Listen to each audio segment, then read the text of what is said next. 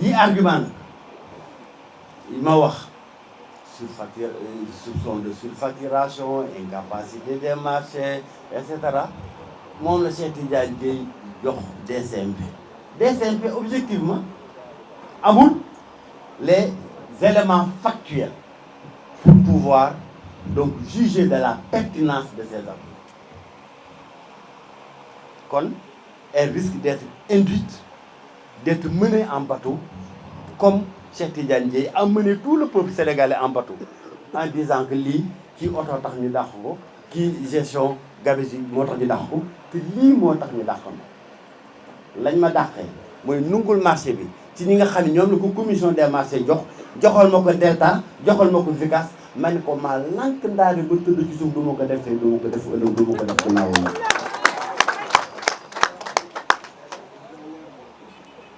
Les lobbies, et c'est d'une manière générale tey réew moo dem fekk les lobbies tiennent un secteur de l'économie, en particulier maintenant le secteur de l'assainissement est un secteur qui est un secteur fortement contrôlé par les lobbies à travers le monde. Boo demee États-Unis c'est la même chose. Boo demee en Italie la Camorra italienne ku ko xam ci milieu des déchets ku ko xam. La stratégie est très simple. On doit faire le curage de la zone de captage.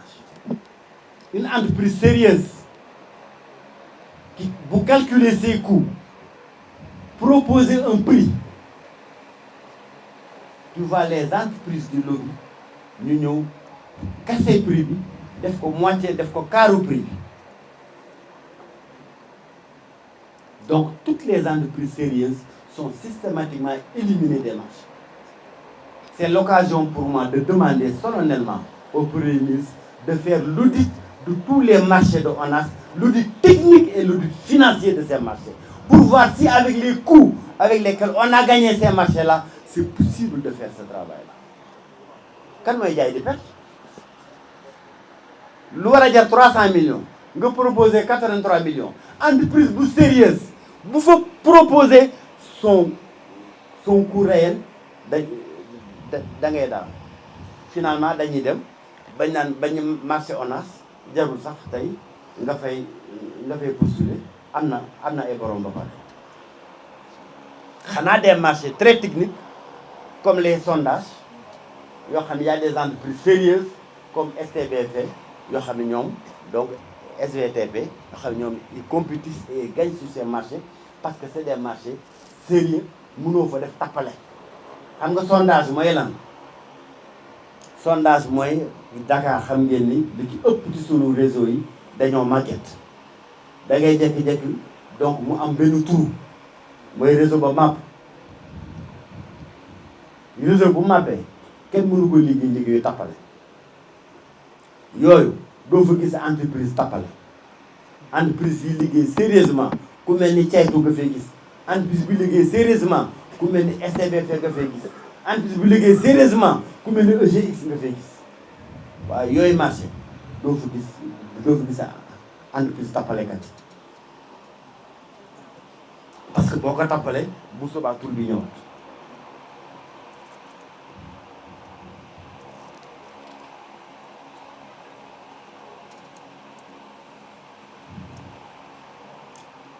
ça signifie quoi yéen a ngi fàttaliku président Macky Sall demoon na fi Touba di wane ak njaaxleem que ni mu ni man li may def ci xaalis ci inondation dafa bari te at mu nekk inondation yi di gën a yokk lu tax ndekete yoo lii moo tax ndekete yoo parce qu'il y a des lobbies qui gagnent les marchés, qui n'exécutent pas les marchés et qui se partagent l'argent avec à travers la chaîne du commandement. C'est ça que le système que Cheikh Dièye a décidé de mettre un terme au niveau de ONAS en tant que directeur général.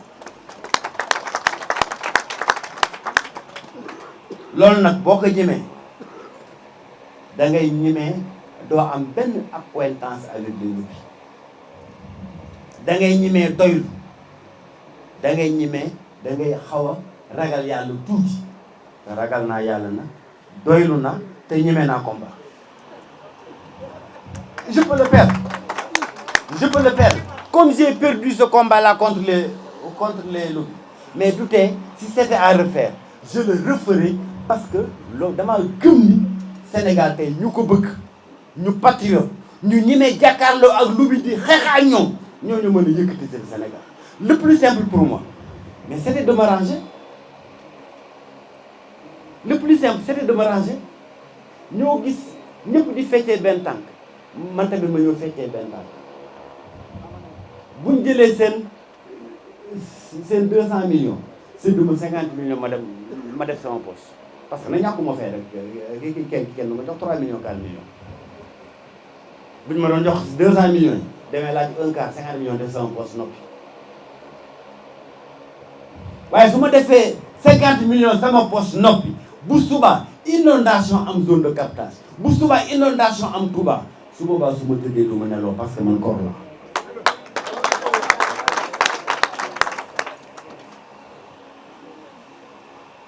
J'ai opté pour le plus difficile, c'est de dire non au lobby, c'est de dire non à l'argent facile. C'est de dire que damay nekk wetu à côté du peuple pour défendre les intérêts du peuple parce que loolu la bu Ousmane Sonko ak Diomaye wóoloo ba teg ma directeur général ONAS kon su ma nungoo xaalisu lobby yi j'ai trahi leur confiance et j'ai trahi la confiance du peuple sénégalais.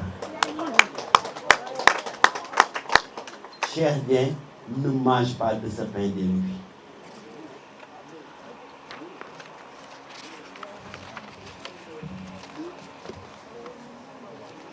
Alors, on va terminer en revenant à la question principale. Pourquoi Cheikh Dieng a été limogé? Voilà la question que tout le monde a posée depuis le départ. La question que tout le monde a posée depuis le départ, pourquoi Cheikh Dieng a été limogé avant même 3 mois de service. Cheikh Dieng a été victime d'une stratégie de manipulation du ministre Cheikh Tidiane Dièye.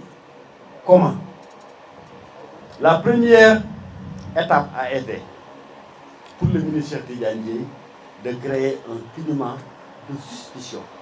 wax naa ko léegi. am na oto nee naa ko delloo oto bi mu bañ ma jox ko mes arguments mu nekk ko dafay recruter ces militants de Djiddah Thiaroye Kaw mu bind ko ne ko recruter wu ma aucun militant de Djiddah Thiaroye Kaw ma jox ko lettre bi mu nekk ko Diomaye ak Sonko jàpp ni la leen Cheikh Tidiane Dièye bindoon kon loolu moo fi nekk ba léegi et toujours c'est à travers des lettres incendiaires. Deuxièmement, mu créer dans sa stratégie de manipulation un sentiment de peur. Écoutez, Monsieur le Président, il risque d'avoir des inondations à Dakar. Il risque d'avoir des inondations dans la banlieue. Il risque d'avoir des inondations à Touba. Ces inondations auront lieu pendant le Magal. Écoutez, il n'y a pas eu de curage dans les régions. Les gouverneurs m'ont dit que le taux de curage est très faible, ce qui est faux. Le gouverneur dañ ko wax ni mu dem ci président wax leneen. Donc il a créé un sentiment de peur. Qui connaît les techniques de manipulation, xam ne la peur est une des armes les plus fortes pour manipuler des personnalités. En passant, il a négocié des marchés de gré à gré avec des entreprises de son choix. Delta ak Vicas bëgg ko imposer Cheikh Dieng. Ba Cheikh Dieng bañee nag mu heurter la sensibilité du président. Gis nga waxoon naa leen il a fait des recrutements massifs. waxoon naa leen ko il a encore le véhicule waxoon naa leen ko kii man mënuma ci moom dara parce que c'est un chef de parti comme moi dama bëgg ngeen dàqal en conseil des ministres du 31 juillet 2024 touché heurté président jël na mais en attendant bëggoon naa quand même su ngeen ma koy dax man am naa candidat son CV mi ngi nii. Quand le ministre Cheikh Tidiane Dièye demandait ma tête au président, il avait le CV de son candidat dans son sac. Génn jox ko président.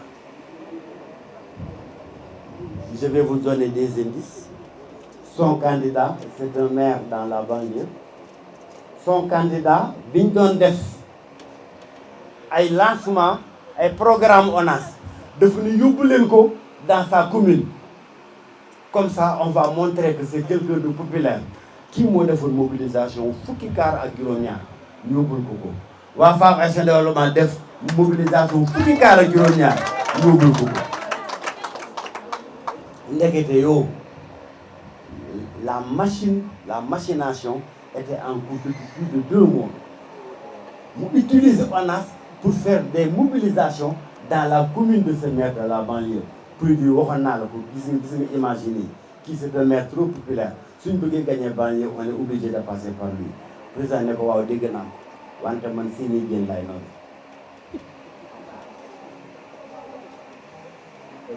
Voilà la stratégie bi nga xam ni donc moom la Cheikh Tidiane Dièye utilisé pour avoir la tête du DG de ONAS parce que il avait un autre candidat. Un candidat qui appartient à son mouvement politique qu'il voulait mettre à la tête de ONAS pour pouvoir contrôler les ressources de ONAS. En définitive, le contre-feu, li nga xam ni moom la Cheikh Tidiane Dièye commandité woon avec un journaliste de service sur des histoires de voitures, sur des histoires de gaffe, affaire recrutement yu ñàkk fayda. C'était juste des manipulations innommables. Et c'est triste cette manière de faire de la politique.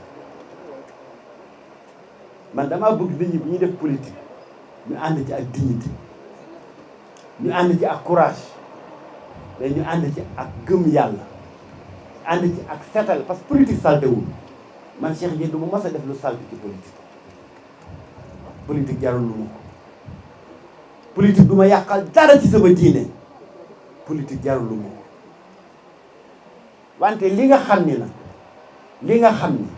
moom la Cheikh Tidiane Dièye def mooy li ñu woy du cannibalisme politique. Mais marcher sur des cadavres parce que tu as ton candidat, parce que tu as la boulimie du pouvoir, nekk nga le ministre de l'assainissement.